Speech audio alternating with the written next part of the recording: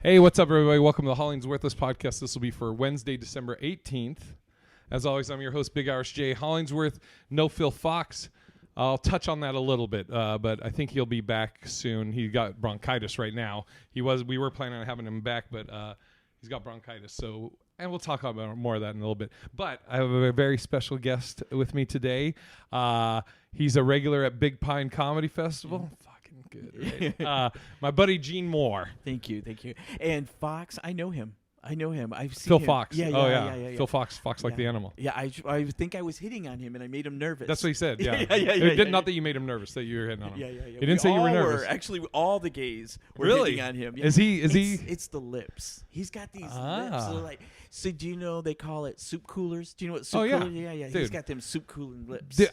That's crazy you said that, because I said the other day, literally like in the last couple of days, I was telling somebody, they were touching or had their hand on and I go, get your dick beaters off my shit, right? Okay. And the dick beaters on my hands. And then my other buddy, he's like, I haven't heard dick beaters for a while. I was like, you ever heard of soup coolers? And he's like, no, what's that? I go, lips, when soup coolers. Yeah. That's crazy. He has soup coolers. Yeah. Really, and you know what? And his energy is good. He's nice and he's funny. You know what I mean? He's a good and dude. He doesn't bother anybody. And that's my favorite. And that's when you know someone is legit. Go on the road with him. Oh, man. I'm just kidding. He knows I'm fucking with him. I would just put chapstick on him all the time.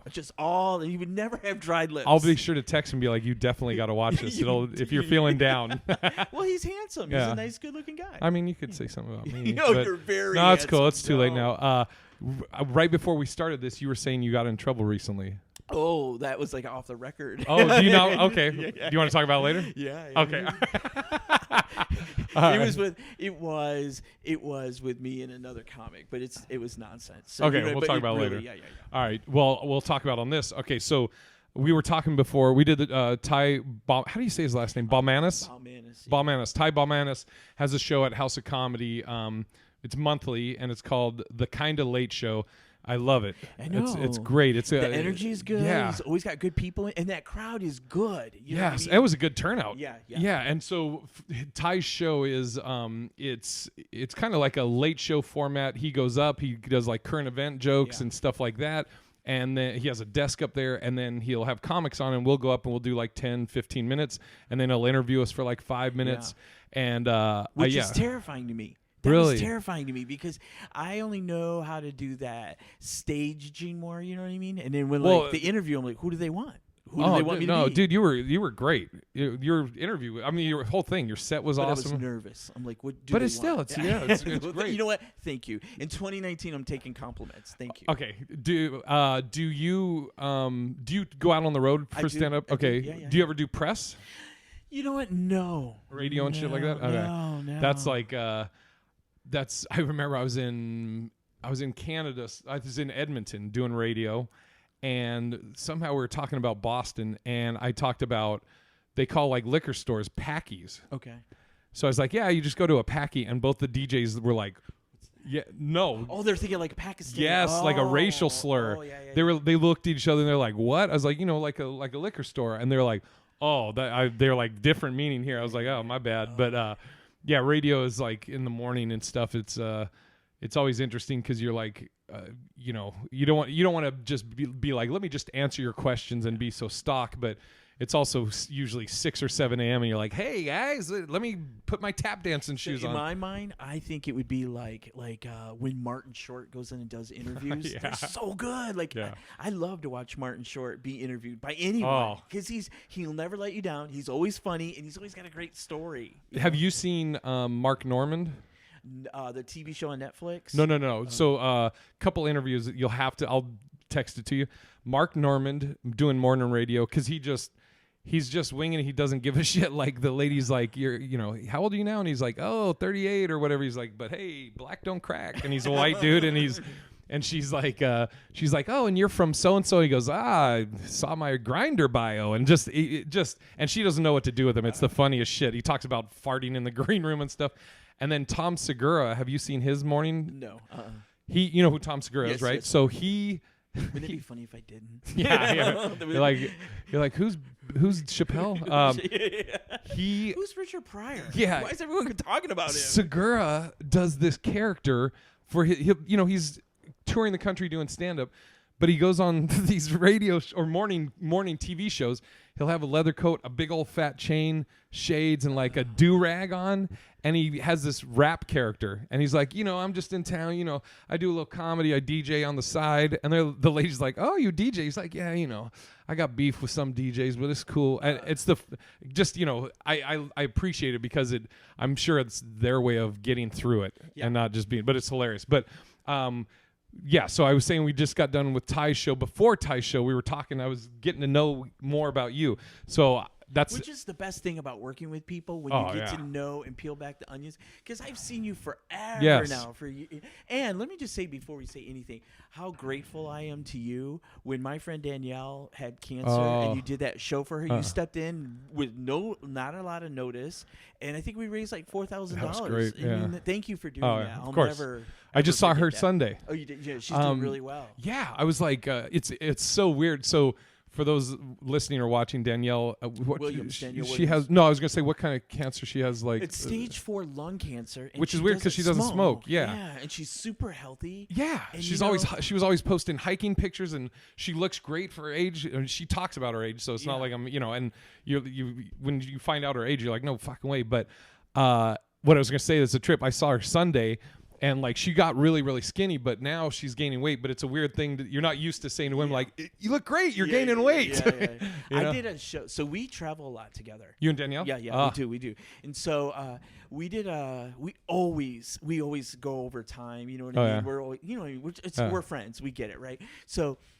We did this show, and I said, hey, because she was really weak and she was tired and she was barely walking, and I said, just so you know, I'll sit right up front, and if you can't, because it was 45-45, we split it. I said, if you can't do it, then I'm right there and I'll jump in, right? Because I was worried. She's like, fuck you, I'm gonna do my 45, right? You know what I mean? And then she went up there, and then at 25 she was tiring out, and then she sat down and she was done, and I'm like, oh, this is bad. It was bad. And that's when I knew. And then a week later we found out it was stage 4 cancer. And let me tell you how amazing she is. I started crying. I'm crying like, oh my God. And then she's like, it's gonna be okay, Gene. I'm like, don't you dare consoling you. Don't you dare console me. Gene, you'll be all right. You'll get through this. You'll get through this. Yeah, she's such a strong person and like just amazing. Look her up, Danielle Williams. She does a talk show here in Phoenix. Yes. Yeah. What's it? Danielle Diva. Yeah, she goes the Diva. Yeah, she's a diva.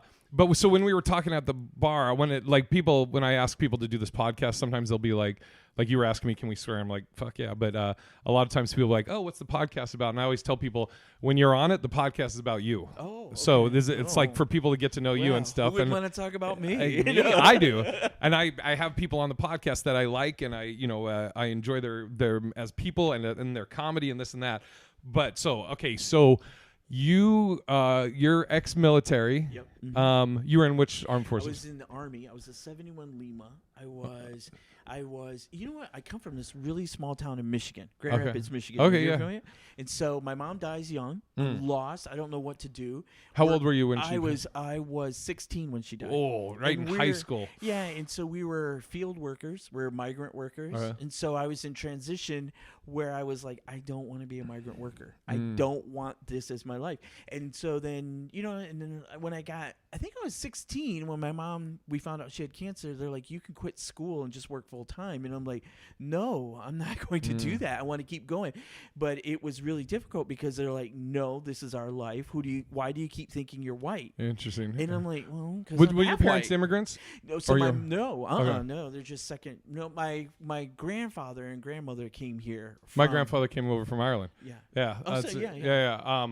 So we're third generation. Yeah. Third generation. Thank you, because I'm not I'd be like, what does that mean? Where do we? Yeah, pardon my math. Yeah. Pardon my math. I'm a child of immigrant. I don't know. But it's I take great pride in saying I'm a child of immigrants. Yeah. I do. I take that very seriously. I love it. I love going into a room and there's like black people, white people, and brown people and old people. I love that. I love it too, because I can be like, hey, I don't need that white guilt because my people came from Ireland. I had nothing to do with the slavery. No. Mexican people and Irish people were very similar. Oh, I know. Do you know about the St. Patrick's Brigade? No, what is that? Oh, let me teach you a little history. Teach me a little bit that. So when I'm trying to remember the war. There was a war. It might have been the Mexican-American War. Okay.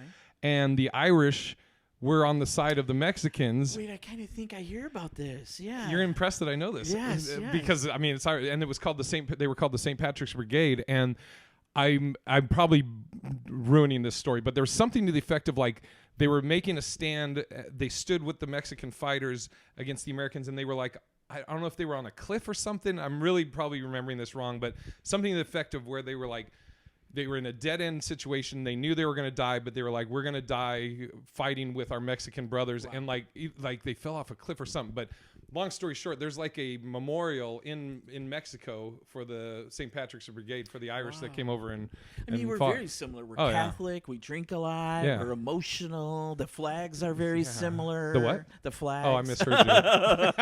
The flags. Yeah. No, I mean, we're very similar. Yeah, you know yeah. what I mean? Like, Absolutely. and I think absolutely. culturally, it's very similar. It's like Italian, Mexican, it's very. My buddy Ray, he lives in Swords now, but he's from Ireland. Wait a minute, where does he live? Swords. Okay. Swords. Swords, Ireland. But he lived out here in the States for about 5 years, and we were roommates. But he used to. I mean, he's very smart and knows history and stuff. But he was telling me, and I haven't verified this, but he was telling me back in the days of like slavery and stuff, or no, not after slavery, but he was saying that they would try and keep the Irish and the blacks apart. Oh, right. And like what he said that like it was presented like, oh, we're keeping you guys apart because you guys are going to fight. But that wasn't it. The fear was that because the Irish were oppressed, that they would be like with the blacks, like, hey, we've been oppressed too. Let's team up and fuck these guys, But okay, so 16, your mother passes away. I mean, so I go to the Army, and I'm poor. Well, everybody's wait. I want to get back because it's very interesting. I grew up. Okay, so the point you said about like where everybody's like, oh, why do you feel like you can do more? Why do you want to leave? This is an amazing. And you know what? They would work like you'd be like the winters in Florida, then you go to Minnesota, then there's a circuit where you work. Interesting. You know what I mean? And they're like, come on, join us. It's fun. And I just knew that wasn't what I wanted. What I was going to say that is so interesting to me. So I wasn't a migrant worker, but and this is going to sound so like white privilege now that I think about it as I say it. But I once picked strawberries. No. And they gave me organic lemonade.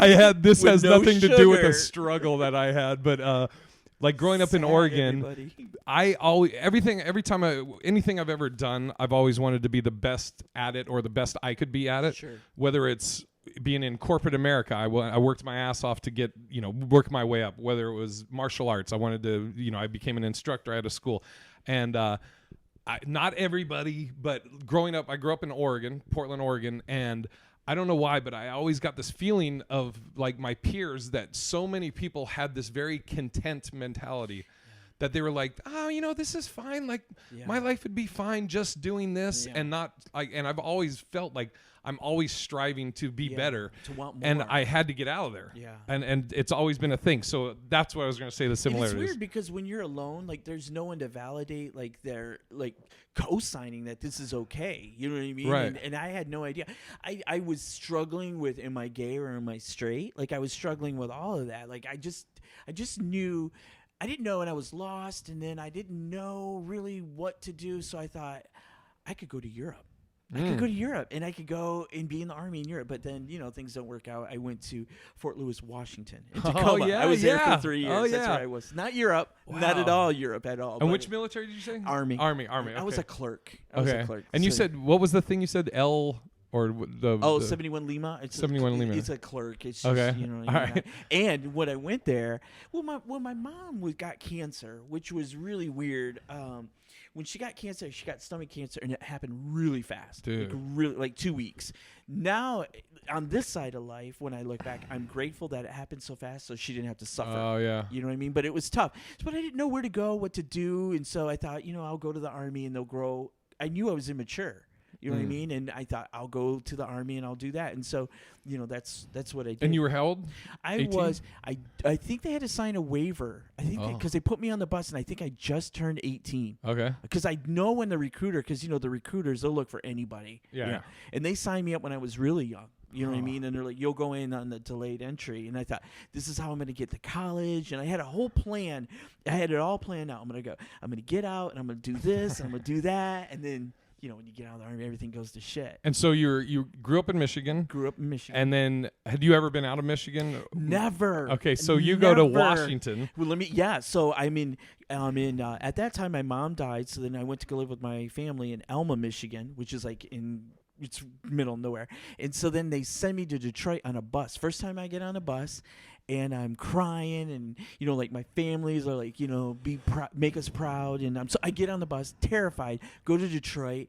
Detroit's a big city, you know what I mean? And so then, and everything happens so fast, and everyone's yelling, and then they put you on a plane in the morning to New York. I flew into Lower, and I'm like, oh my God, I was terrified. Yeah. But you know what's so amazing about America is I was terrified. I was young, and especially every time I traveled home in my dress greens or whatever, people would always be so cool. They're like, I see you're nervous. Do you know where you need to go? And you know, like, do you have anything to eat? Like, people are amazing when you're in the Army. They're really now. Yeah. I mean, I mean, I remember my grandmother telling me about like people coming back from Vietnam, and she was like, it was so wrong how people were treated in this. My uncles went through that too. Oh, dude, horrible. Okay, so you go to Fort Lewis in Washington. Yeah. And then how long are you there? I was there for 3 years. The Army really... In Fort Lewis? Yeah. Okay. I was there the whole time. Wow. So it was hard for me in being in the Army because I like to ask questions. Like, why are we doing this? Why are we doing that? And they're like,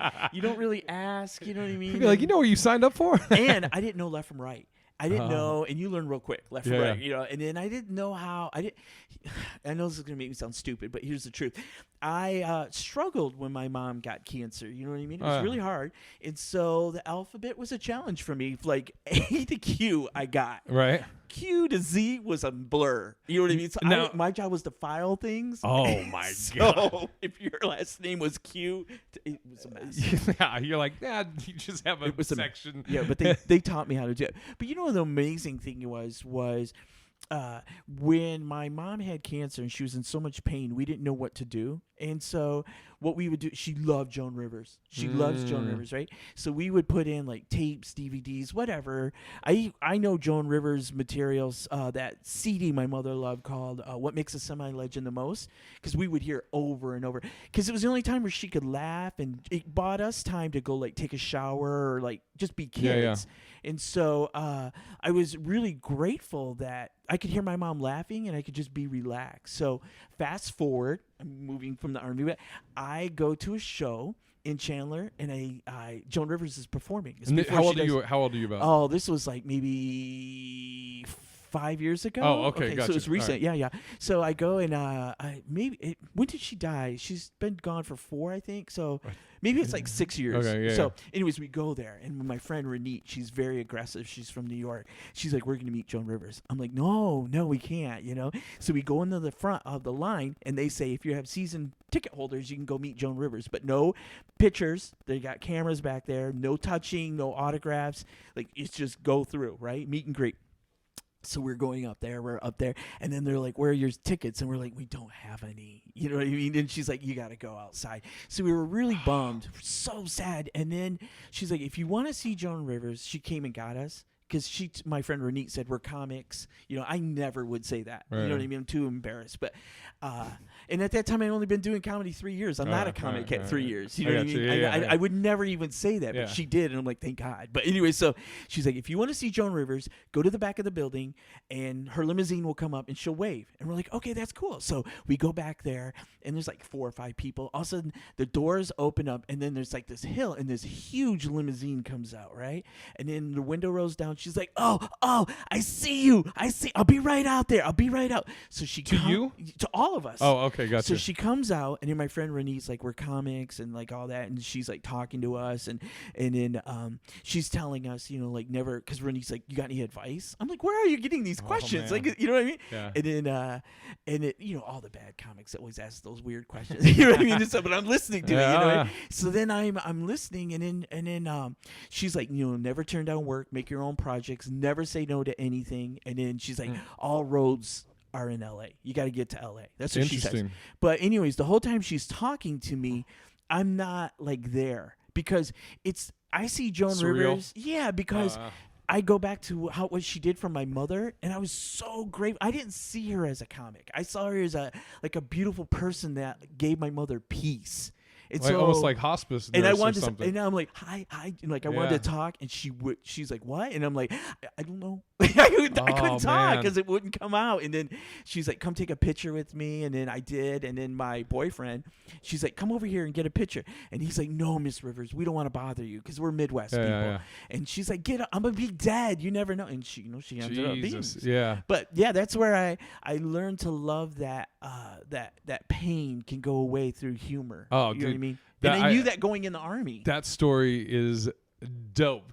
Joan Rivers, I ask comics, and we'll get to it with you, but I always ask, like, who would you put on your Mount Rushmore of comedy? For her, and she's on my Mount Rushmore. Yeah. I put her and Johnny Carson, but for sure. And some more. Do you know who some more? Oh, I know some more. I've worked with some more. Oh my God! Did you really? Yeah. Oh my God! In Washington. Touch me! I can't believe it. I love her. I love some more. I just saw her. She was here in town, maybe 2 or 3 weeks ago, and I went, and we were there as customers, right? So I go in there and it's funny because the only time I pay to see comedy are females. I never pay to see a man. Yeah. You know what I mean? Because we get in for free, but when it's a female, I'm like, I want to pay. So we see her, and then she's like waving and saying, like, "Oh my God, S'more sees us!" It's so cool. I love her.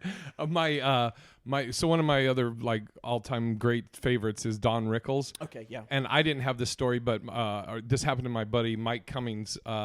Which is dude, he goes to see Don Rickles, like he's like, I'll pay for a ticket and this is probably 9-ish years ago. Some people you want to pay. Oh, dude, so they get the money and they don't even. But it's important. It's a principle. Yeah, so he's in the audience, and Don Rickles is like at different times calling people onto the stage. Oh, wow. Randomly, Mike gets picked. Oh my God! So he brings Mike up onto the stage, and he's like, what's your name, Mike? And then what do you do? And Mike's like, I'm a comic. And then but this is the dopest thing. He said Don Rickles in the microphone, he's just shitting on Mike, like you're never going to make it, blah blah blah. He would drop the mic and he would grab him and whisper in his ear. He's like, keep going, don't give up, keep going. And then he'd shit on him in the mic, get off the mic, and he's like, these are all jokes, man. You're going to be a great dude. That's amazing. I know. I was like so envious of him for that, because I like growing up, my dad, he listened to Richard Pryor, Cheech and Chong, and he would always watch the roasts. And Don Rickles, he loved Don Rickles, Rodney Dangerfield. But okay, so I want to go back. So you were at Fort Lewis 3 years. 3 years. And then do you get out of the Army at that point? Or? So I get out. So I go in there, and when I go in there, I meet this guy, this most amazing. Oh wait, I'm sorry to interrupt you. Before we get to that, yeah. When did you? I mean, I know you're born gay, but like, when did you? Really, because you said you were conflicted for a while. Conflicted. When were you like, okay, I know what I am? I knew at 5 I was gay. My really? First boyfriend, Billy Brooks, we were going together. He thought we were friends, but we was dating. But who's doing bits now? No. So no, but we really were close, and I knew I was gay, but I knew to put it away. I came from a really.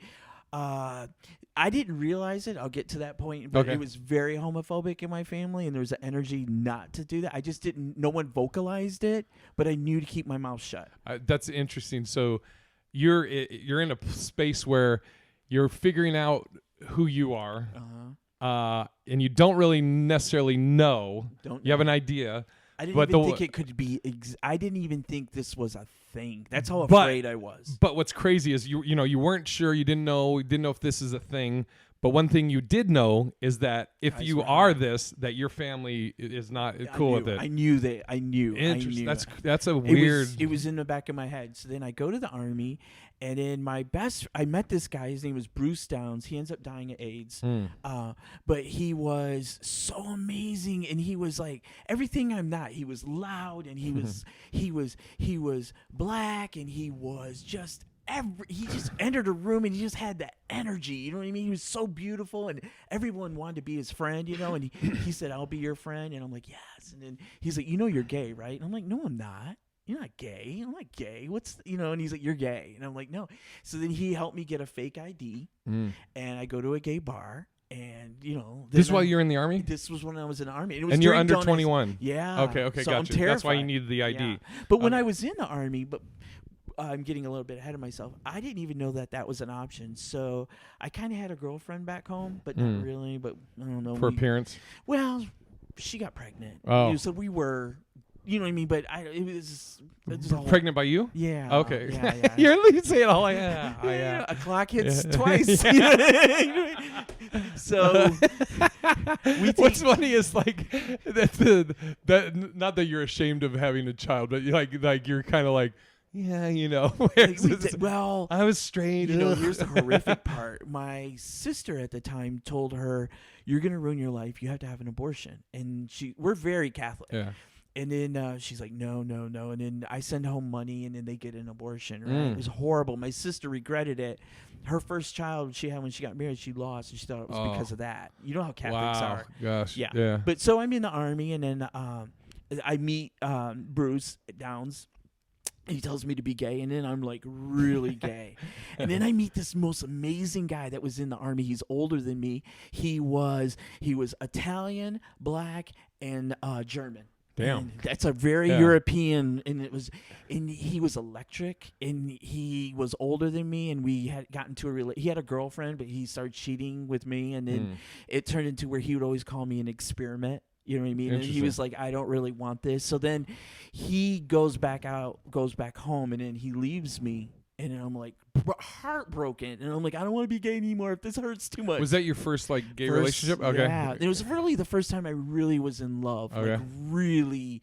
Like every time he came in the room, I couldn't breathe. You know, that kind of love. Yeah. You know what I mean? And then I wasn't cool because like whatever he wanted to do, I wanted to do. Like I just wanted to be with him all the time. Like a puppy, like And it was annoying to him. You know what I mean? Like it was annoying. Like our sex was good, but that was it. Like he couldn't take me because you know, like I'm really young and he's like 28. Oh yeah. And so he goes back home devastated. So then I go and I meet the Fort Lewis Post wrestling champ. Wow. Okay, and that turns into a whole thing, and then that's really where my story breaks apart. You know what I mean? It's so funny. Let's go. So I get out of the Army and I go home. He goes to Korea. The wrestling champ. Gotcha. Yeah. And so he goes to Korea. He calls me all the time. And so then I'm like, whatever. You know, I get on. You're how old at this time? This was like maybe 23? 22. Okay, gotcha. Yeah. So I flew to Korea before I got out of the Army because you could fly in the military to visit him, you know, and everything. And so we're kind of like, I didn't know that you could be gay and be in a relationship. I thought it was just sex. You know what I mean? Okay. So then he's calling all the time, and he calls at 3:00 in the morning, and my grandmother answers the phone, and she's like, why is this guy calling so late at night, and why is he writing letters? And so they open a letter, and it's him with this huge boner, and it's a beautiful boner, by the way, too. And Midwest boner, you know what I mean? A male dick pic. Oh, my God. And so he sends me that, and so they take that, and then they decide to have a family meeting because this is not cool. They're going to do a gay intervention. So this is what they do. So what you should know is, and I don't mean to be disrespectful to my grandmother, but this is the story that I'm dealing with, is that like my grandmother had a lot of affairs, and so my grandfather had a divorce, and it was tough. And they never talked for 20 years. They never talked. But when that letter came out, she called them and said, come to my house. They never moved. I've been to my grandmother's house. She never redecorated. What chair was there, it was always there. You know what I mean? She moves all the furniture into a family circle. The whole family's there. And I'm standing outside, and I can hear them, and they're voting on whether they're passing that letter around, and they're voting on whether I can stay or go. And they're like, and what's amazing is... hold on. Okay. Yeah. Couple things. First of all, in a sense, your gayness brought your family together. Thank you for the holidays. Thank you. That's a good show. Good night, everybody. That's a way to put it. Okay, so... I never thought of that. Yeah, but I'm like, okay, so... I want to set this. Okay, they're in a room, like in a circle, handing around this picture, and it's people that don't like each other. Because when my grandmother and grandfather got divorced, they went either Team Sarah or Team Joe. I was on my grandmother's. I was always her favorite. I always stuck up for her when they called her whore or whatever. I always stuck up for her. Now, as they're doing that, you're in the other room. No, so I I am at my other uncle's house, and then there's a phone call, and everyone is assembling, and they're like, "What are we doing?" And then I'm like, "What's going on?" Because I'm nosy as shit. Who called you? I think my aunt called from my grandmother's house and said, "You guys need to get over here. We're having a meeting." And so I knew there was a meeting. I'm like, "I'm going too," and they're like, "No, it's about you." And I'm like, "What? What? And they're like, "We don't know. We're going to go find out." Well, I'm like, "Bullshit." So I go outside. No, I'm sorry I keep interrupting you because I'm No. like with stories like this, I always put myself in the position, or like try and see like how would I react if I'm in this.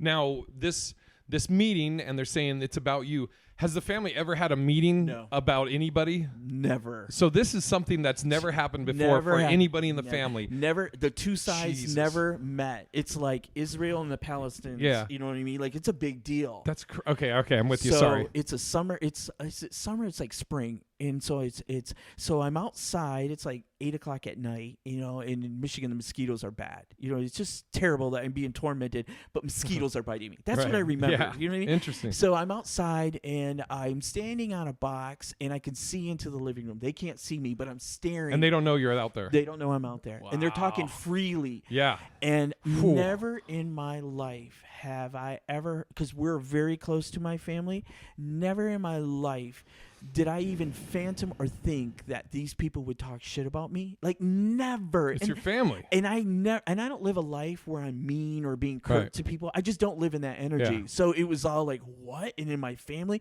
and then they're talking about it, and then they're passing it around. It was so embarrassing.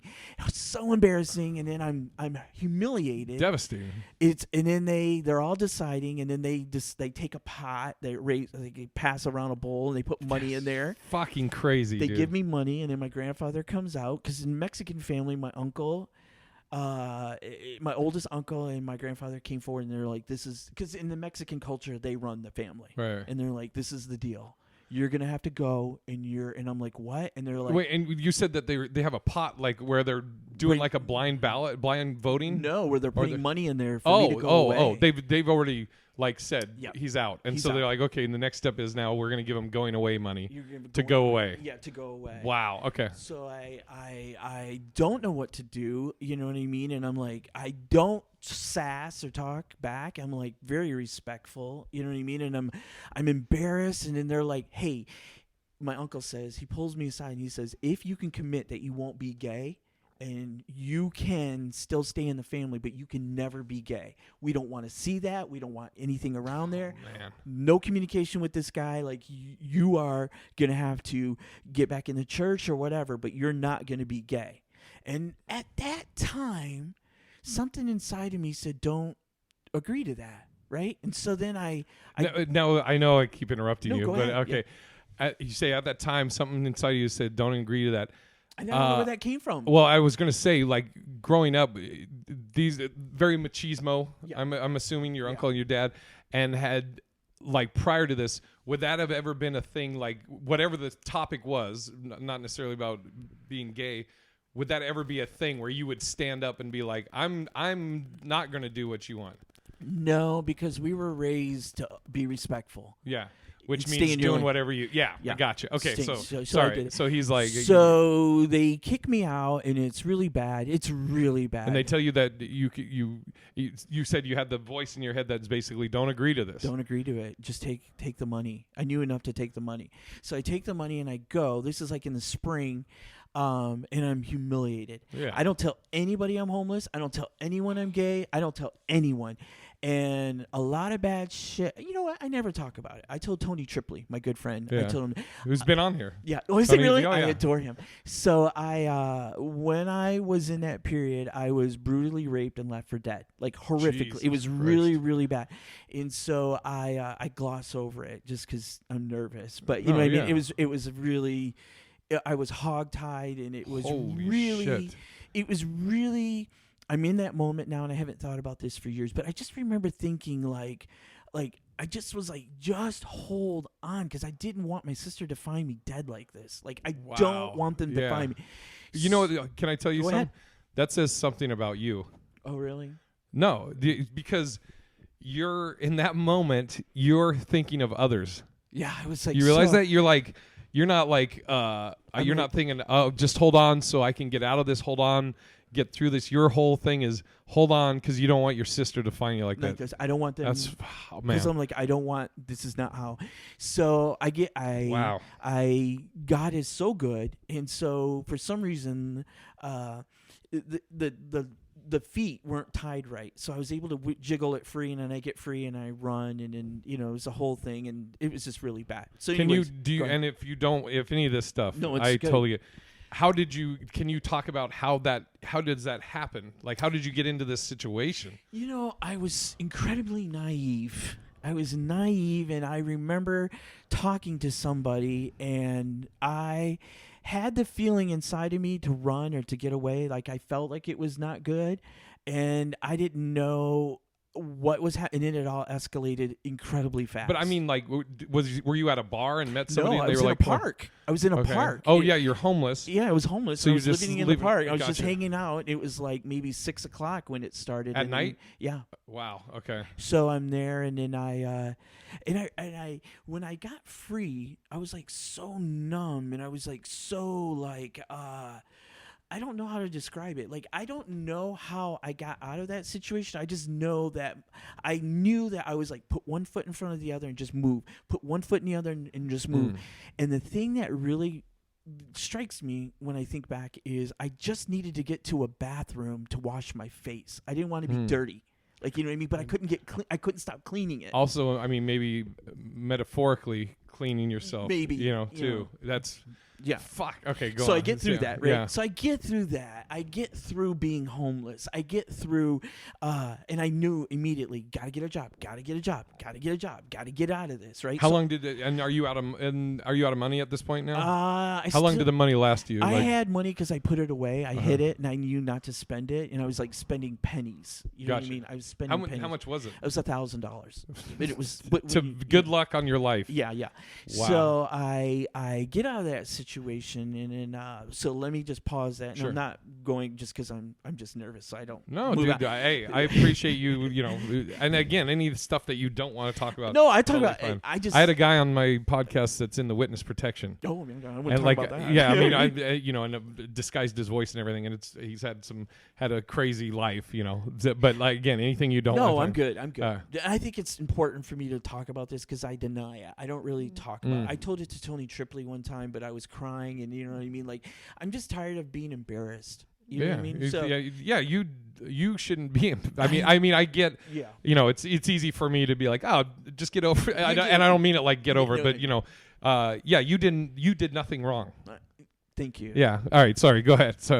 So it's you have 1,000. Oh, you just made me cry. So I'm like holding I love you, brother. You know that. All right. So I get up. I get a job. What's funny though is I get a job delivering donuts. Okay. And I go in there and I stink. I'm washing myself and I'm but the girls and girls are mean because they're like, why does he stink so bad? And I was really trying to keep myself clean, but I was really working my ass off because I'm like, they're like, we need a dishwasher, we need a dryer. I'll do it. Yeah. Whatever you need, I'll do it. Like Joan Rivers said. Just do it. So I did it. Full circle.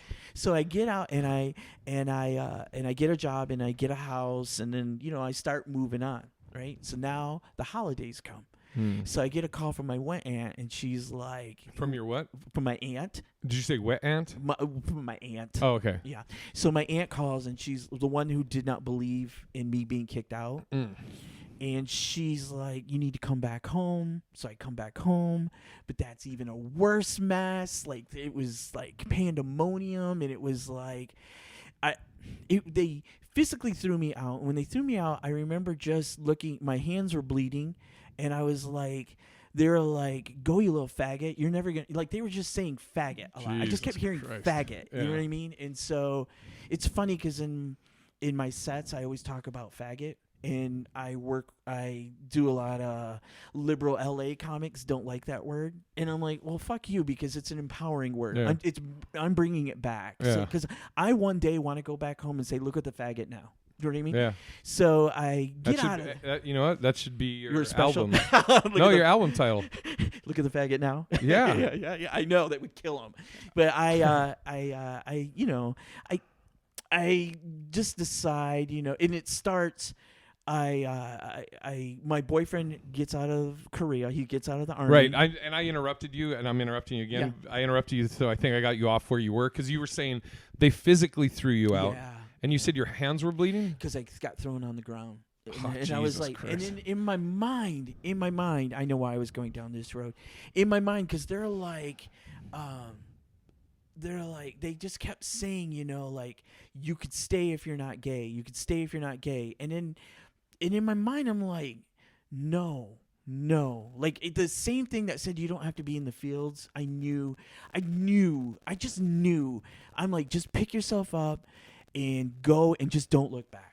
Just don't look back, and just keep working. Like, you're working, you're getting yourself out of it. Trust yourself. And so, no self-confidence, no self-esteem. I feel like I'm a monster. I feel like anything bad happens, I felt like I deserved it. Right. So I struggle. I get myself back in school, which is really hard when you don't have an address. It's homeless is really hard.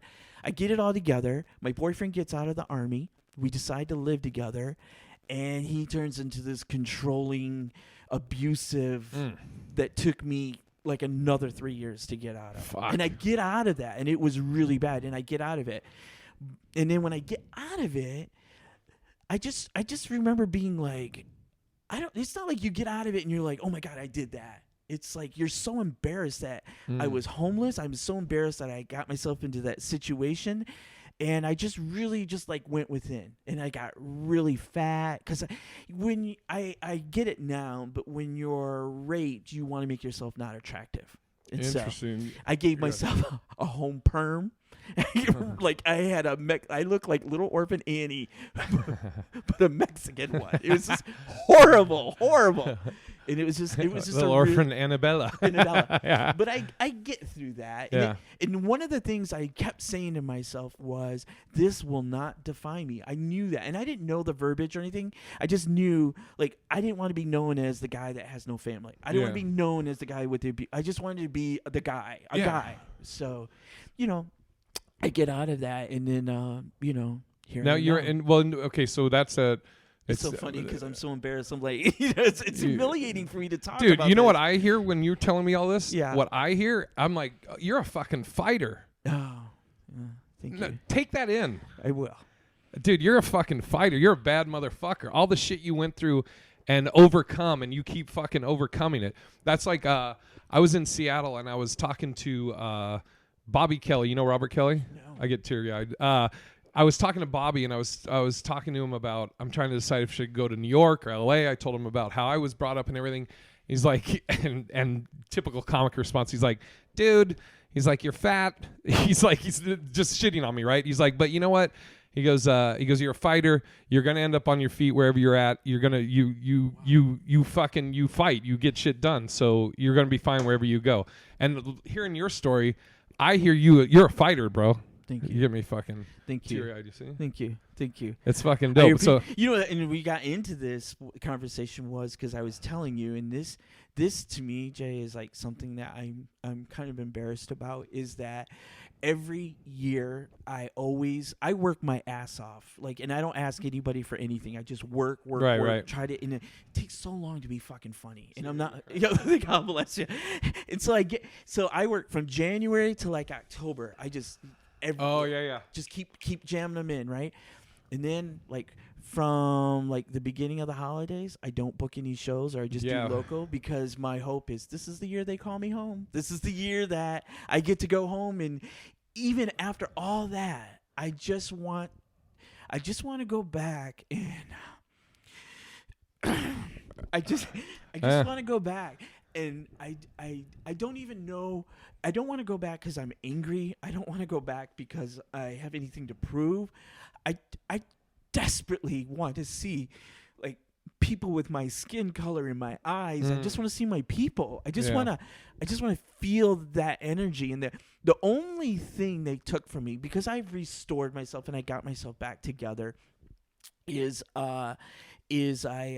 whenever I go anywhere and then I come back to where I live, I don't feel like home. That's the only thing they took from me, was I don't have that piece of home. You know what I mean? When you're home. Dude, so the little backstory on me. I bounced around a lot growing up. I born in Portland, Oregon. My mom and dad, I mentioned it a little bit on stage tonight, but mom and dad got divorced when I was really young. My mom remarried. I think I went to like 13 or 14 schools growing up. Oh, wow. But I would bounce from parts of Oregon to parts of Washington when my mom moved up there. Like my junior year, I lived with my dad during the week, and I would live with like my buddies Mark and Matt on the weekends. I lived with my grandparents at different times, but I say that to say, like home for me was always my grandparents' house because that was the only constant. Yeah, that was the only place that this is always here. They're always there. It's a home. It's a house. It's not an apartment. It's not, and it's not changing to a new address or everything. So that was always what I considered home. So I totally get that not having that. Yeah. Like, and now my grandparents have passed away. The house was sold and stuff. And so it's like, I definitely can relate to like, I talked about, I haven't had a residence officially since April 1st, but I mean, like I said, it's not a bad thing. It's, but I was thinking about, and I was thinking about like this year, I'm like, as like goals, I want to get that, get a place, make it a home, make it comfy, and so next Christmas, I'm like, I'm going to do it up for Christmas next year. Yes, I love that. Actually, will you please send me a picture of that? Well, I'll send you an invite. I was going to say, why don't we'll spend Christmas together? That's very nice. Thank you.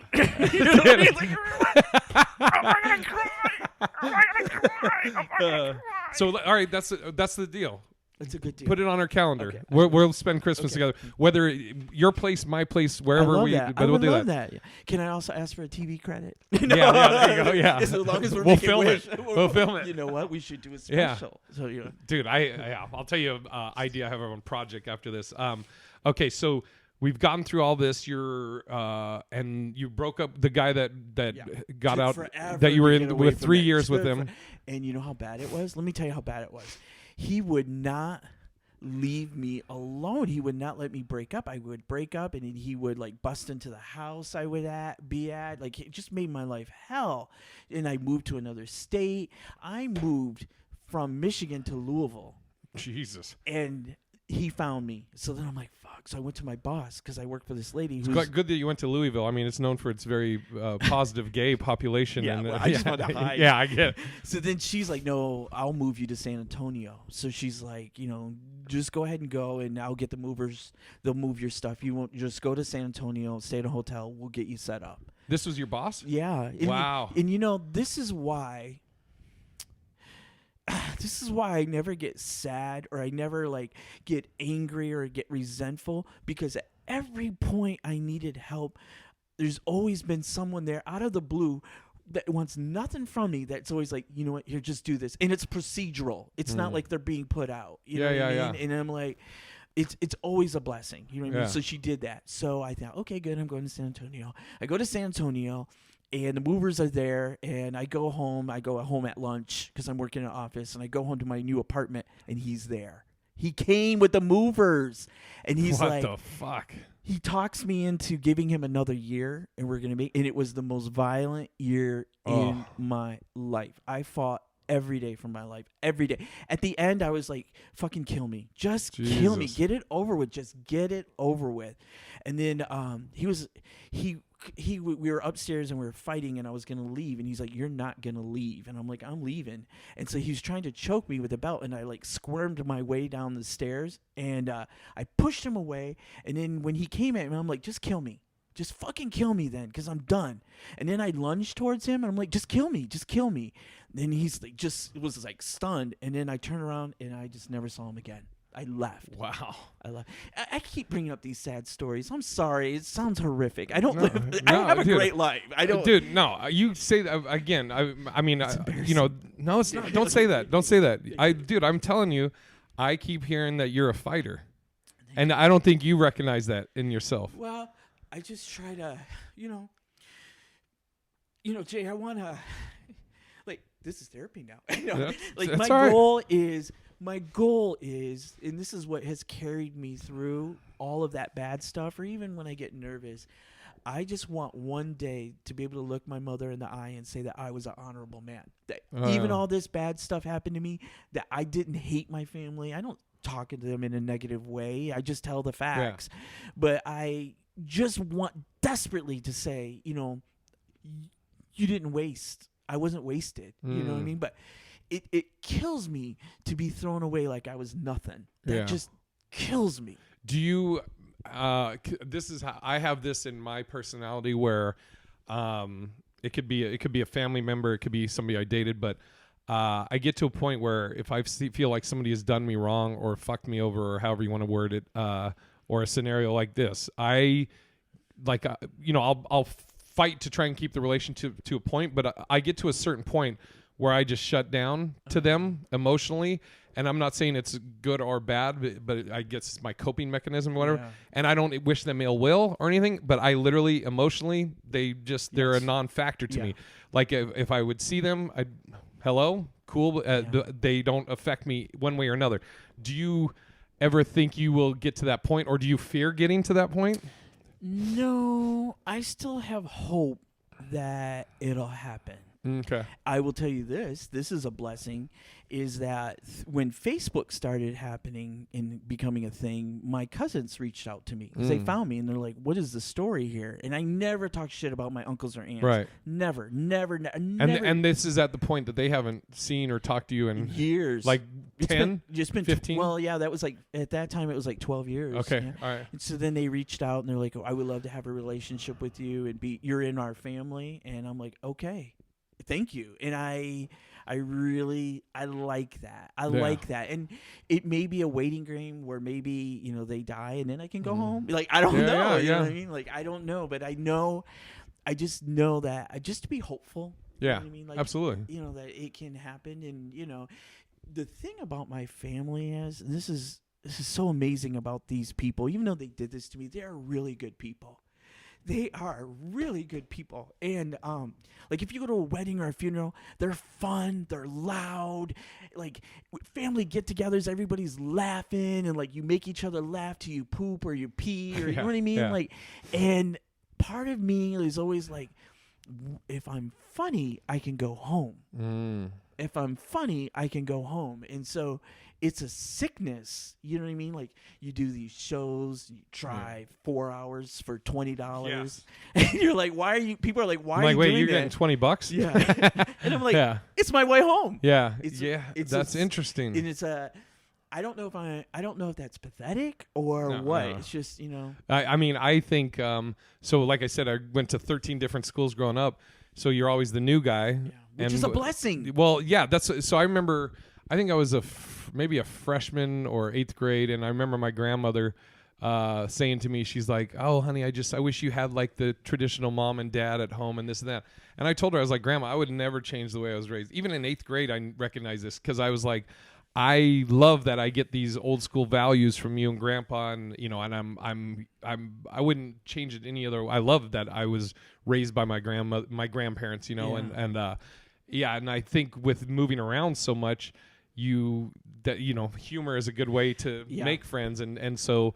You know, at a young age, you're reading a room. You're reading a room. You're doing crowd work and all that shit. It's all it is. So you're it's connecting. Like, you know, it's like the comedy is that coping. You know, how you cope, however you do that. Now, when did you get into stand up and how? 9 years ago. Okay. And get this. So I really wanted to do it. I had no confidence at all. And I was like, I didn't know how to do it. I didn't know what book to buy. I just knew I wanted to do it. Yeah. So I'm like, but there's no way I'm going to do it in Phoenix. So I drive down to Tucson and I sign up for an open mic. Okay. And I think I have a 5-minute act. I think I do. You know what I mean? It was horrible. And so just as I'm getting ready to go on, Joey Medina. Oh, Joey. Bumps me. Because he's that motherfucker. It was a blessing. Joey. It's a blessing. No, fuck Joey. No. Joey's one of my best buddies. Is he? Yeah. And so Joey's been great to me and given me a lot of opportunities. I love him. It's these comics that have been on the road like Dennis Reagan and the Greg Wilson. Well, he doesn't go by that. I love those guys. Greg Romero Wilson. Yes. Yeah. I love those guys. I love those guys. Because anyways, let me go back. So let's talk about this asshole Joey Medina bumping you. So I'm on the I'm on the open mic, and he bumps me, and then he goes up and he kills, and I'm like, oh, now I'm really focused. Because I'm getting ready to go on next, right? So you're really hyper there. And then I'm like, there is a design to comedy. I can see it. I don't know what it is. I can see what they're doing, but I don't know how they're doing it. And they're like, do you want to go up now? And I'm like, no. Yeah, not after this fucking monster just destroyed. Yeah. It took me another 4 months to get the courage to see, go. Joey, look what you did, you fuck. But so then I go to the comedy spot. Oh, yeah. It's a local club here. Yeah. And so then I go there and I do some classes. I do every showcase. I took classes too. You did? I loved the classes. I love it because it wasn't that you learned to be funny, but I learned the discipline of every Sunday we had to come in with material. And you know what? For 4 years I did and then when I worked at that club, they moved me up and they're like, you're going to be an opener. I'm like, oh, what am I going to do? Open the doors? This is exciting. So they're like, no, you're going to do the opening. And I did that. And so then I worked my way up. And this is something I'm really proud of myself, is I worked my way up to be the permanent host. From Wednesday to Sunday, I hosted every single show for 4 years. He never took a week off. It was like, I don't even know, what is that, like 300 shows? It's a shitload.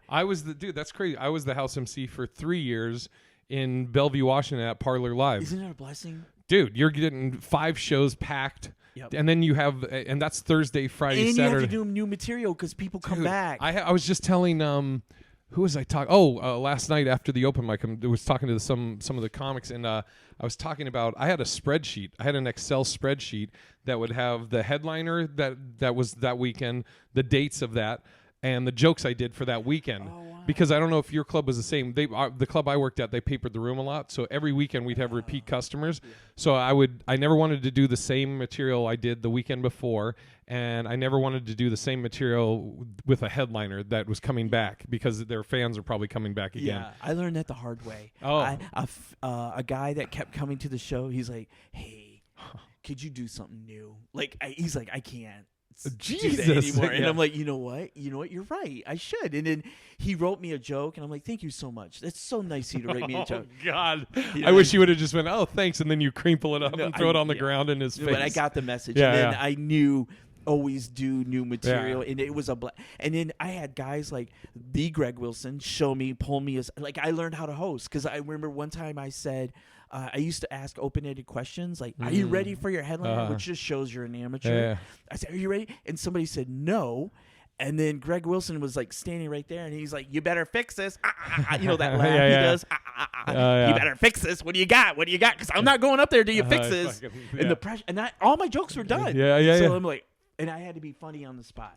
And then I'm like, okay, yes, I could survive that. But I learned from who else was that?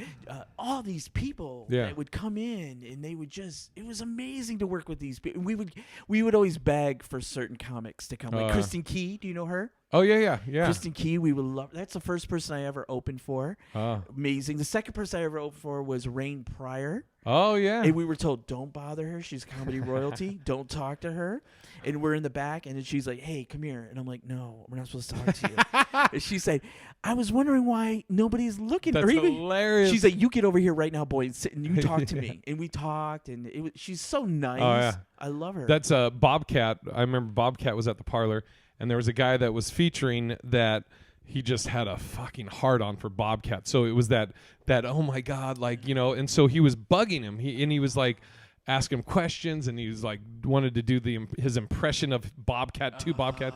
So the manager comes up and he's like, hey guys, Bobcat wants the green room to himself, so can you guys stay in the pool room, So we were like, sure. I had to go in the green room to get a water, so I just knock on the door. Bobcat's like, come in. And I just go, hey, sorry, Bobcat, I'm just getting a water. And he said straight up, he goes, Jay, it's not you, dude. He goes, this other guy is fucking driving me nuts. He's like, I just can't handle it. He's like, I get it. All right. Green room etiquette is not something they teach. You learn that. Right. You don't know.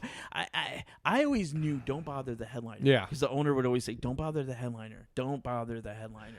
Dude, I kind of did. You know what I did is I kind of did how I would when I would go to a new school or I was around people I didn't know, is kind of the speak when spoken to, and pick your shots. Don't ask for shit. Don't need. Absolutely. Don't, because to me the best compliment is when they would give me a compliment without me even looking at them. Yes. You know what I mean? I'm like, yeah, I got that. But I met some amazing people. I met Lori Kilmartin. Awesome. My job Crusher. was to because I also did. What do you need me to do? I'll do whatever you need because I thought that was show business. Yeah. And they're like, we need someone to go to the airport and pick up the comic and take him to the airport. I'm like, I'll do it. And I was poor, and my car brakes were bad. And I remember every time I put on my brakes, I would turn up the radio. and Laurie Kilmartin is like, you know, I feel that, right? That's you know, hilarious. my pussy feels real good when you brake. You know that, right? And I'm like, but I learned a lot from them. Like, I learned, like, the club owner was going to pay me one time, and I'm like, no, I don't need that money. I have a job. And she's like, you go back there and you get that money. Who told you that? Laurie Kilmartin. Good, yeah. She said, anytime a club owner gives you money, you take it. 'Cause Yeah. them sons of bitches take advantage. You take everything. And also you don't want to set a precedence. Right. Yeah. And I learned. Yeah. And I learned, like, from that. I learned from, like, Joey Coco Diaz. Oh yeah. He used to come. We used to beg for him to come. My first standing ovation I ever got was from Brad Williams. Oh. It was nothing I did. It was just those people were just ready to party. You know what I mean? Dude. It was like such a fun time. When you, I remember my first standing ovation. Did you know how to, like, did you know how to react to it? I didn't know how to react to it. No, I was embarrassed. I didn't. Yeah, I thought it was weird. I thought it was a punk, and I didn't. And I just was like staring like this, and I was like, "Thank you," and then I didn't handle it well at all. Dude, I feel like how I reacted was so, like, goofy or corny. Like I was doing a convention of NBA and college referees. Literally, the whole room is all guys except for I think like 5 female officials, and I blah blah blah. Good night. And then all of a sudden, this table stands up, then this one, then and I literally went, "Oh, thank you," and I didn't know what to do. It's so weird, like, oh man. But it was the energy that I carry with me. Like when he came in there, it was party time, and like Brad? yeah, he's totally relaxed. You know, like nothing was bad, everything was good, and he was just like, "We're just here to have fun, just have fun." And I'm like, I can have fun in comedy? He's like, you can just have fun. And I'm like, what? And I just was like having fun, and it just worked, you know? Oh, yeah. And then, you feel like I'm done. I can move to L.A. I can move to L.A. now. I'm going to go. And you're like, oh, this is the level I'm at now. Yeah, and then I did another show, and then thank God it was bad. I was going to say the next show, you're like, you guys know I usually get standing ovations it was like now. 6 people, and then there was like... Of course. Yeah, and it was like, oh, but... you're thankful for that. 'Cause some people, they keep passing through and they get lucky, and then they don't know that they're not good. Oh yeah. Oh, yeah. Like, absolutely. that's my goal. Is like, I just want to be good. Yeah. And it just takes so long. You know what I mean? Just to be funny. I'll announce it. I've been kind of mentioning it, but I'll announce it here with you. So one of the things I'm doing, starting January 1st. I did this in 2013. I recorded an album in 2013, and I own the domain jokeaweek.com, and I own ajokeaweek.com. And so in 2013, recorded an album, and then I started that April every week posting me working out a new bit. Okay. And then that's a great idea. The tagline was building a new hour 1 week at a time. And so starting January 1st, I'm starting it again. I'm going to do it again. And it's exposed. Everybody sees it. And I do like a self-interview ahead of time. Like the joke I'm working on this week would, like tonight, sex tape. Yeah. And then I'll show like me doing it at some open mics, maybe at an actual show on the weekend. And then I close it out with like, this is what I liked about it. This is where I need improvement. See you next week. Are you doing open mics? Have you looked at any of? Dude, I go to open mics all the time. I just was at the one at CB Live last night, and they always we have like a club now. I tell comics too. The hang afterwards is so important. Yeah. We got done. We usually get done 9:30. Last night, this is not exaggeration. So the mic got done at 9:30. We left there at 3 a.m. Wow. And it's just Casey the booker is there, and I always feel bad because he always asks me to do. I'm very lucky because I always book out like a few months out, and he's like, "Are you ready?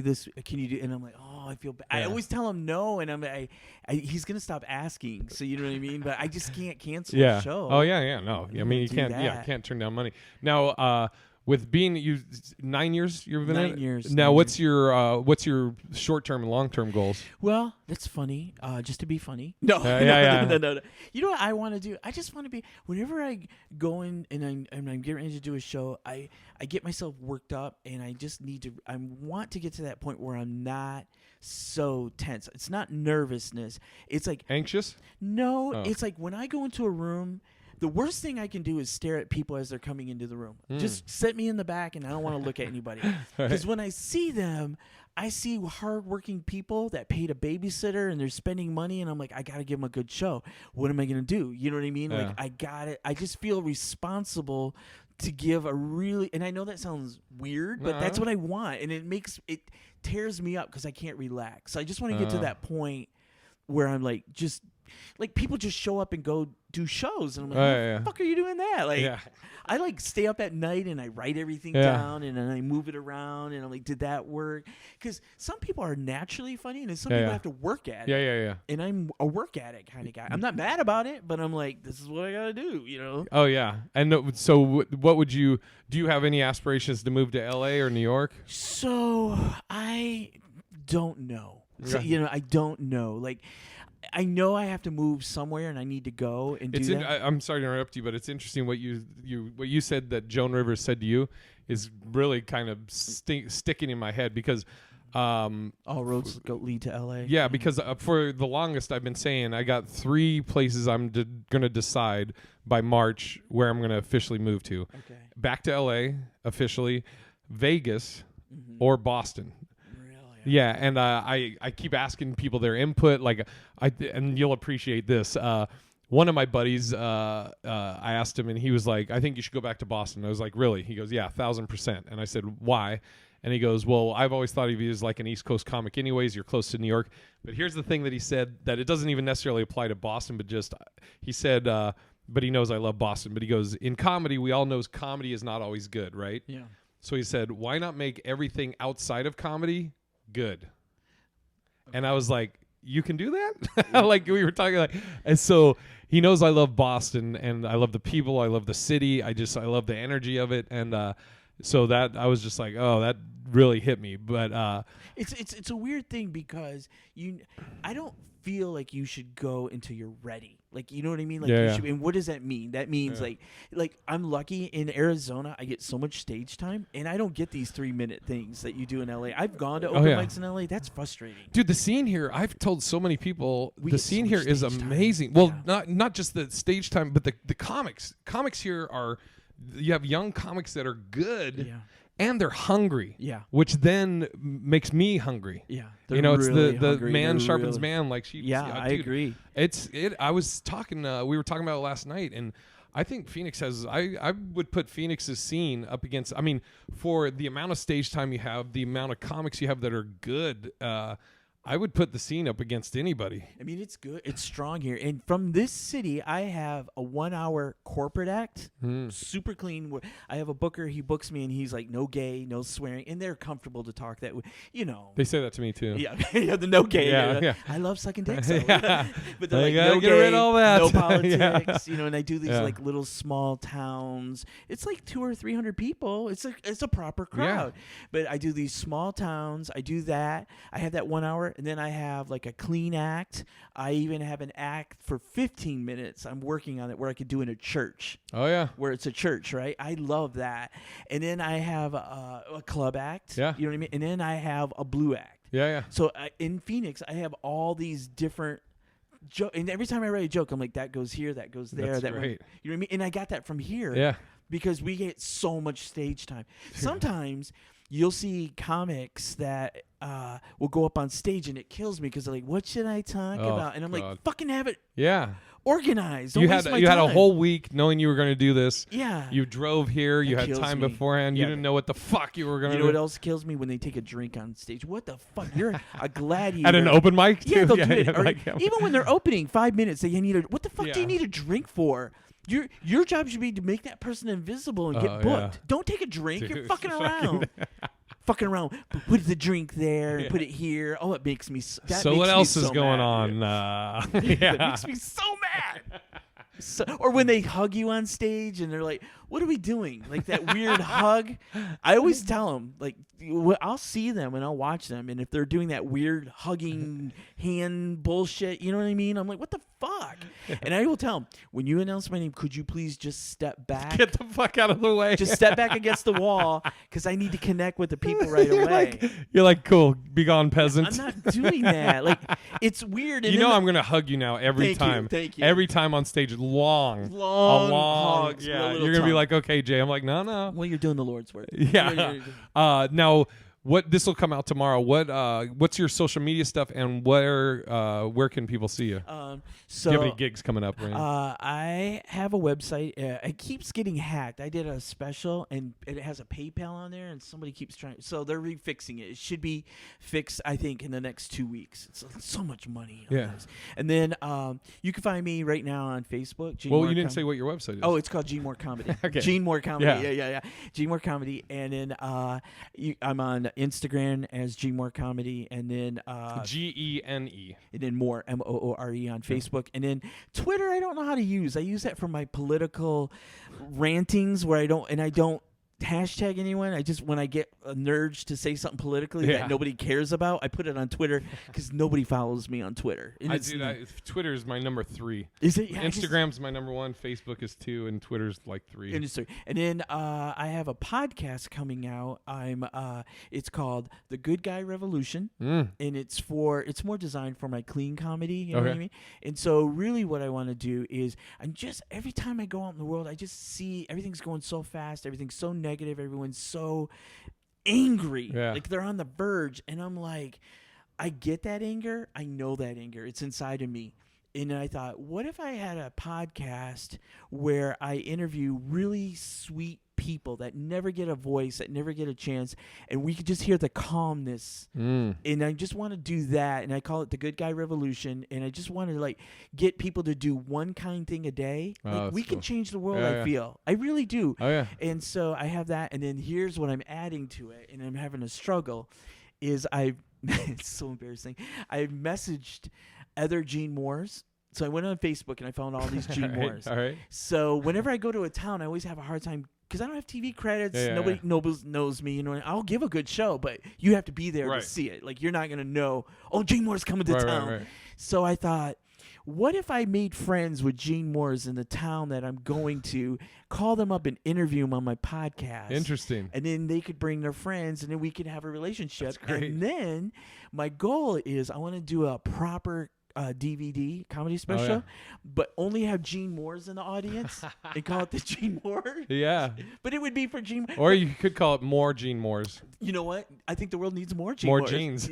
Yeah. Oh, man. Do you have any hacky, though? No. Okay. I don't know marketing, so this is my attempt at it. But nobody's returning my calls. Or anything. No one wants to be interviewed until they see it. They're like, "Can I?" And I'm like, "You're going to be the first guest." Like, I've already tell them all that.